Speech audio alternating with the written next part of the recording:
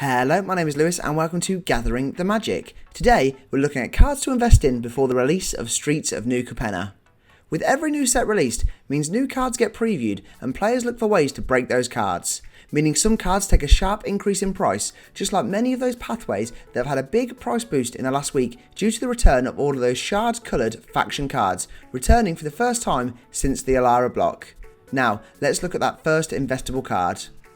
Starting off here, we're looking at Rhythm of the Wild. Originally printed in Ravnica Allegiance, this enchantment for 1 and Gruul says creature spells you control can't be countered, and non-token creatures you control have Riot. Why is this card worth investing in? Because of Ognis the Dragon's Lash. A brand new card, this 3/3 Varshina Warrior with haste says whenever a creature you control with haste attacks, create a tapped treasure token. Although there are plenty of creatures throughout Magic with haste, we want to expand our options and have as many Jund-loving coloured cards that will enable all of our creatures to have haste. Though there are a few options that give all of our creatures haste, like Anger, Urabrask and more, these cards have either had a million reprints already or are quite expensive to begin with. As we can see here, Rhythm of the Wild has never had a reprint until the Kamigawa Commander set, which has seen its value take quite a price hit. But with Ognis being quite a hyped commander already, this could become a card that could surge in price in estimated value, and then with a big spike in demand, we could see that big rise in value again. So maybe now is the time to grab some copies today. No, I don't think I will. Before we look at our next investable card, make sure to smash that like button and subscribe to the channel for all things MTG. It's completely free to do, and it helps our channel grow and grow. And you can help support us even more by becoming a prickly pal and become a channel member today. The next card or cards we're looking at here are all of those triomes. Released in Aquaria Lair of Behemoths, these triomes depicted the 5 areas that Aquaria was broken into, with each of these lands covering 3 of Magic's 5 colours. And now finally, the tri-land treatment has been revisited with Streets of New Capenna, with the lands being the base of operation for each of the 5 crime families in this upcoming set. Although they don't quite look as landy, do they? As we can see here over the last year, all of these triomes have had a slow but very steady rise in value, and with them having no reprints and seemingly none on the horizon, then there is strong potential for these cards to increase in value. When you factor in their importance across several formats of MTG, and they're so easy to fetch out with various cards even though they're not basic lands, then it just adds to the list of why this could be a card to watch out for as its price keeps on that slow but steady rise. Next on up on this value list we have Pitiless Plunderer.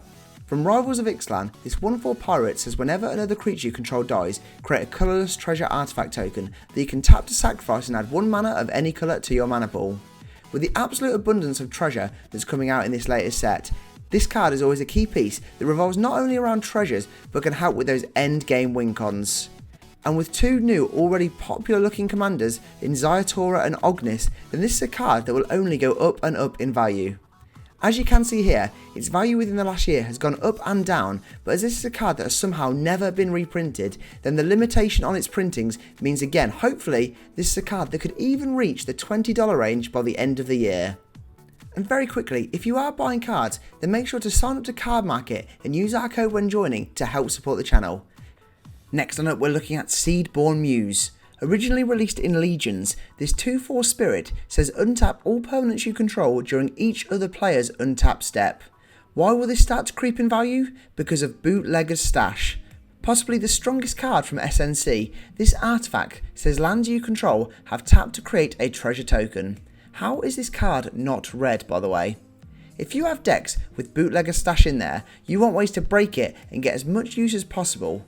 With ways like Wilderness Reclamation a great choice, nothing beats Seedborne as you get to do it on each other player's untap step. In one rotation on a commander table, you can make dozens of treasure and create enough value to win a game. As we can see here, the Seedborne Muse from the Commander 19 set has very slowly gone down in price during the last year, and for a card of this power and playability, I would definitely expect for it to creep up in price for the next 12 months. Watch this space.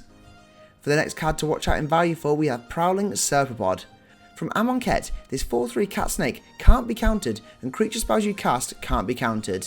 This is a card worth investing in because of a new card, Ginny Faye, Jetmir's Second.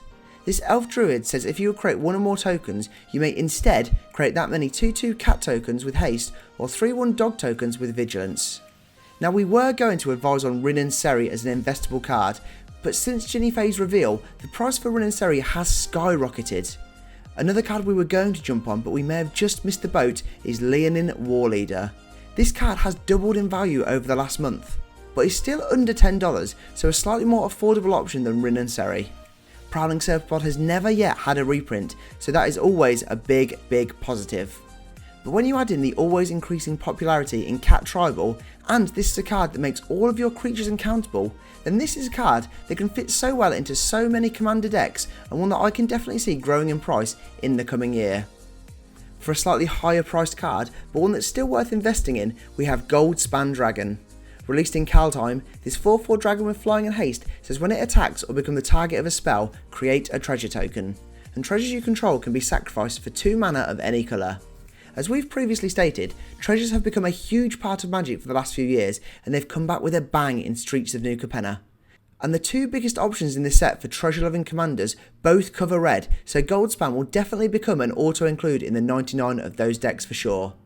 And if we look back into the last 12 months, this is a card that has fluctuated a lot in price, a big peak around September-October last year, and has slowly been declining ever since. As is the theme with cards in this video, this is one that's yet to have the reprint treatment, so until it does, I'd expect this card to again now slowly start creeping up in price, maybe even to that $40 range, because essentially having double treasure value from Goldspan means now it become more valuable than ever. For the last card on this list, we're going even higher in value because why not? We're looking at Atraxa, Praetor's Voice. Originally released in the Commander 16 Precon, this Witchmore Angel Horror has flying, vigilance, death touch lifelink, and at the beginning of your end step you proliferate. Not only is it one of the most popular and dangerous commanders in all of MTG, but it seems that its value and popularity will only rise thanks to the introduction of shield counters. The signature mechanic of the Broker Crime family, shield counters say if a creature with a shield counter would be damaged or destroyed, remove a shield counter from it instead. So if you fit all of these counter cards onto a proliferating Atraxa deck, these are creatures that could get so many counters that they could become near impossible to destroy. Atraxa has only had a limited amount of reprints over the years, and in the last 12 months this is a card that has risen and almost fallen straight back to the $30–35 range. And it's also very interesting to see that this will be one of the Streets of New Capenna secret lair cards. It's almost like Wizards knew this would be a card that would get even more powerful when this set was released. With all of the constantly new different counters being released throughout the years, I get really sad when I remember I sold 3 or 4 of my spare copies of the Ozolith when Aquarius first came out 2 years ago for about £5. There we have it, that's the video. Thanks for watching, and don't forget to smash that like button and subscribe to the channel for all things MTG. Check out our link tree in the description below for all of our social media and affiliate links. For now though, I'm all tapped out, so I'll see you in the next video.